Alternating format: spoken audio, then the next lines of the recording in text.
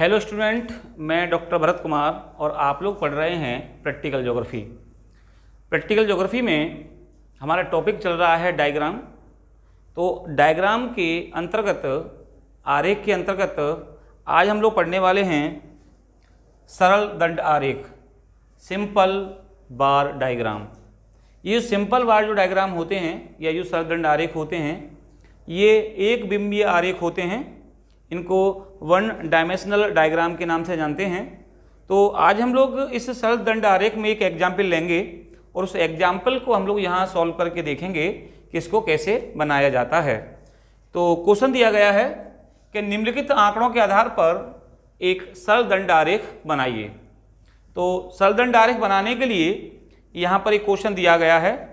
Question में एक तरफ वर्ष दी गई हैं 1901 से लेकर के 2011 तक, और इसी क्वेश्चन में अगला जो कॉलम है वो है 1000 पुरुषों पर स्त्रियों की संख्या, या हम कह सकते हैं लिंगानुपात।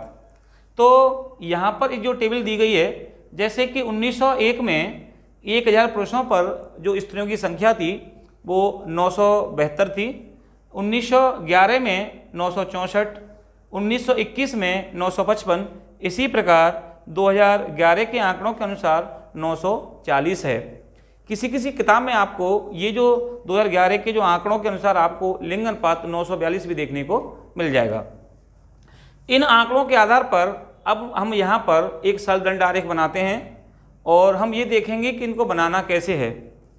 तो इस सरल दंड आरेख को आप दो प्रकार से बना सकते हैं।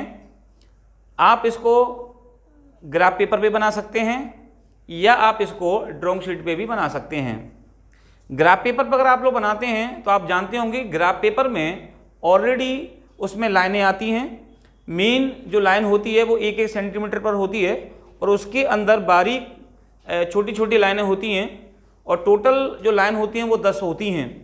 तो इस प्रकार से अगर आप लोग किसी ग्राफ पेपर पर ये डायग्राम बनाना चाहते हैं तो सबसे पहले हम लोग क्या करेंगे कि ग्राफ पेपर लेंगे, और ग्राफ पेपर लेने के बाद में उस ग्राफ पेपर के मिडिल वाले भाग में, बीच वाले भाग पे कोई भी एक लाइन मानते हुए आपको एक रेखा खींचनी है। जैसे हमने ये रेखा खींच ली। अब ये जो रेखा है आप देखेंगे कि ये जो रेखा है, ये जो इस रेखा को हम लोग एक्स अक्ष कहते हैं, और उसी में आप लोग एक सीधी रेखा वी खींचेंगे जो आपके ऑलरेडी पहले से होगी। उसको आप पेन की सहायता से उसको डार्क बना देंगे। यहाँ पर जो नीचे का जो एक्स अक्ष दिया गया है, यहाँ पर हम लोग ये वर्ष को लिख लेते हैं। तो यहाँ पर हम लोग ईयर या वर्ष लिखते हैं, तो हम लोग यहाँ वर्ष लिख लेते हैं। इसी प्रकार से ये जो आपका वाई अक्ष दिया गया है, तो यहाँ देखेंगे आप दूसरे कॉलम पर दिया गया 1000 पुरुषों पर स्त्रियों की संख्या या लिंगानुपात, वो हम यहाँ लिख लेते हैं। तो यहाँ लिखते हैं 1000 पुरुषों पर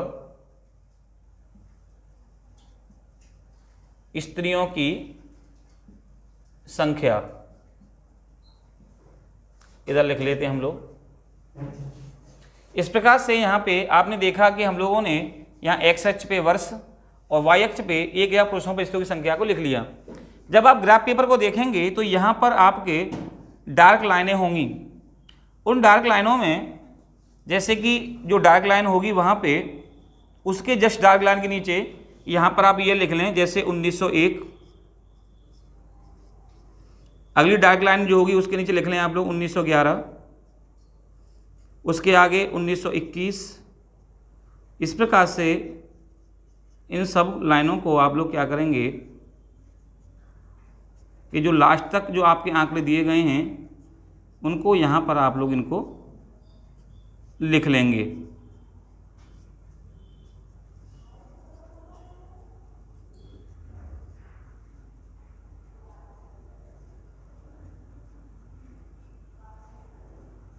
इस प्रकार से आप देखेंगे कि मैंने यहाँ पे जो नीचे वाला एक्स अक्ष है, यहाँ पर मैंने आपके सारे के सारे ईयर्स लिख दिए हैं। इसी प्रकार से जो हमारा जो वाई अक्ष है, जहाँ लिखा हुआ है 1000 पुरुषों पर स्त्रियों की संख्या, तो अब हमें टेबल में देखना पड़ेगा कि यहाँ पर अधिकतम लिंग अनुपात कितना है। तो आप देखिए अधिकतम जो लिंग अनुपात दिया गया वो दिया गया है 972 दिया गया है। इसी में हम लोग देखेंगे कि जो मिनिमम लिंग अनुपात है वो कितना है। तो मिनिमम आप लिंग अनुपात चेक करेंगे तो यहाँ दे रखा है 1991 में 927। तो यानी हम लोग क्या करेंगे कि यहाँ पर जो लाइनें होंगी, इधर भी डार्क लाइनें जा रही होगी, तो इस प्रकार से हम लोग क्या करेंगे,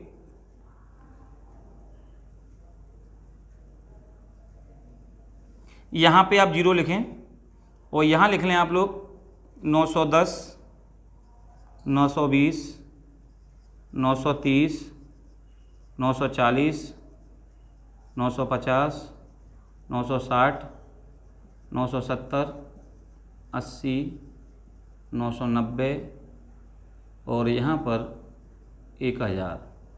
तो ये जो हमें लाइन है वो 1000 तक लेनी है।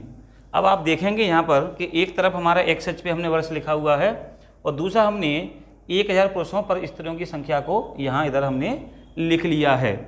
अब हमें करना ये होगा कि यहाँ से आप टेबल से आंकड़े उठाएंगे, आंकड़े देखें यहाँ पे, तो 1901 में 1000 पुरुषों पर स्त्रियों की संख्या है 972। तो हमें करना ये होगा कि यहाँ पर आप देखेंगे कि ये जो डार्क लाइनें होगी इसके बीच में बारीक इसमें 10-10 कॉलम रहते हैं।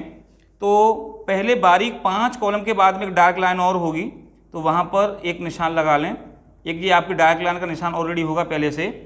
तो पहले आपको क्या करना है कि 972 तक आपको ये एक रेखा खड़ी करनी है डार्क लाइन वाली। तो 72 को कैसे खड़ा करेंगे कि आप देखिए गौर से, तो ये 970 है और ये 980 है। तो 970 और 80 के बीच में यहाँ पे बारीक 10 कॉलम और होंगे। तो इस रेखा को यहाँ से 70 और 2 कॉलम बारीक और ऊपर आ जाइए तो 972 की आपको रीडिंग मिलेगी। तो इस रेखा को हमें खड़ा करना है और खड़ा करके हमें ये 972 तक ही ये रेखा ले जानी है। वैसे ही आपको क्या करें, बारीक 5 लाइन छोड़ने के बाद में एक जो डार्क हल्की डार्क लाइन होगी इससे कम, उसको भी आपको इसके बराबर आपको डार्क रेखा को खड़ा करना है। और ये भी 70 के बाद में 2 बारीक कॉलम तक ले जाइए और यहाँ तक ये निशान बना दीजिए। ऐसे ही क्या करेंगे, ये 1901 का आंकड़ा आ गया दंड बन के। ऐसे ही 1911 के लिए आप देखेंगे तो 9 से 64 है। तो आप क्या करेंगे, ये डार्क रेखा को 9 से 64 तक ले जाएंगे। तो 60 ऑलरेडी आपके पास संख्या है और 4 छोटी छोटी कॉलम और अंदर जाना पड़ेगा, तो उतनी ही आप इस रेखा को ऊपर की ओर खड़ा कर दें। ये हमने 64 तक ले आए। और इधर इससे पहले यहाँ 5 कॉलम पहले बारीक वाले कॉलम या इससे कम जो डार्क है उसको यहाँ पर ऊपर ले जाएं। तो ये हमारा दूसरा दंड बन गया। तो इन दोनों के दंड के बीच में हम क्या करते हैं कि 5-5 बारीक लाइन छोड़ते जाते हैं और 5-5 लाइन में हम इसको बनाते चलते हैं। तो इसी प्रकार से आप 1921 के आंकड़े देखेंगे तो 955, तो इसको हम लोग क्या करेंगे कि 955 तक इसको हम लोग ले जाते हैं। यहाँ से देखिए 50 ये 60, तो दोनों के बीच में 55 संख्या आएगी, उसको यहाँ तक लाएं, इस प्रकार से उसको वहीं तक इसको खड़ा कर दें। ऐसे ही आप 31 में देखेंगे तो 950, तो आप 950 से आपको सीधी लाइन मिल जाएगी यहाँ तक, तो इसको आप 950 तक ले जाएं। डिफरेंस आपको छोड़ के चलना है 5-5 का। ऐसे ही आप लोग देखेंगे कि यहाँ पे 41 में देखेंगे तो 945 है, तो यहाँ पे 40 और 50 के बीच में 45।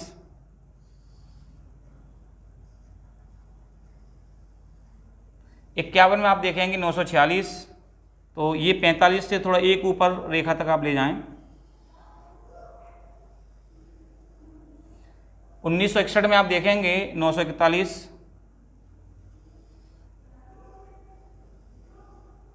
आपको यहाँ से ईयर देखना है और यहाँ पर आपको क्या देखनी है, संख्या देखनी है। इन दोनों को यहाँ से लेके हम लोग बनाते हैं। 71 में देखिए 930 है, तो 1971 ये आ गया और 30 ये रहा। इसकी जो रेखा जहाँ तक जा रही होगी, जहाँ ये क्रॉस करेगी वहीं तक हम इसको बना लेते हैं इस प्रकार से। 1981 में आप देखेंगे तो 934 है, तो ये 30 है, 4 और ऊपर आ जाइए 34 तक। 1991 में आप देखेंगे 927 है, तो 30 से थोड़ा 3 कॉलम पहले। नेक्स्ट आप लोग देखेंगे 933, तो 30 से थोड़ा ऊपर जाना पड़ेगा आपको। और लास्ट में 940। इस प्रकार से हम लोगों के ये दंड बन जाते हैं। और इसको देखने के लिए अच्छा लगे, यहाँ पे हम लोग क्या करते हैं, यहाँ पे हम लोग इनमें शेड दे देते हैं, जैसे कि ये दूर से ही देखने पर सही और अच्छे हमें दिखाई दें। तो इस प्रकार से आप दे सकते हैं। आप इसको डार्क कर सकते हैं या आप इसमें और भी कोई दूसरा शेड दे सकते हैं।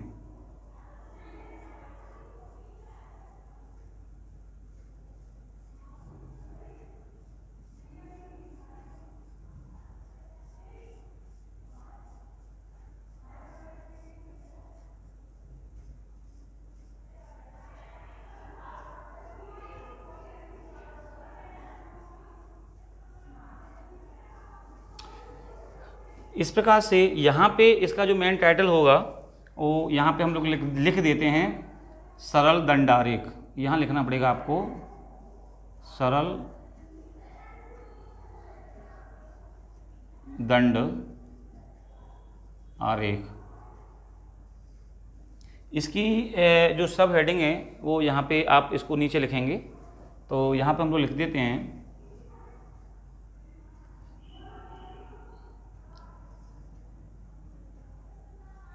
जनगणना वर्ष 1901 से 1911। इस प्रकार से ये हमारा जो ड्राइंग की शीट रहती है उस शीट पे हम लोग इसको बना लेते हैं और इस प्रकार से ये बन के तैयार हो जाता है हमारा सरल दंड आरेख। तो ये जो सरल दंड आरेख है ये एक बिंबी आरेख के अंतर्गत आता है और एक बिंबी आरेख के अंतर्गत ये आता है क्योंकि एक साइड के जो आंकड़े होते हैं उनके आधार पर इसको बनाया गया है। तो सरल दंड जो आरेख होते हैं ये खास करके जो कि लिंग अनुपात को दिखाने के लिए, डेंसिटी को दिखाने के लिए आदि रूप में ये बनाए जाते हैं। तो आज के लिए बस इतना ही। कल हम लोग एक नया टॉपिक इसी में पढ़ेंगे एक बिंबी आरेख में। Thank you.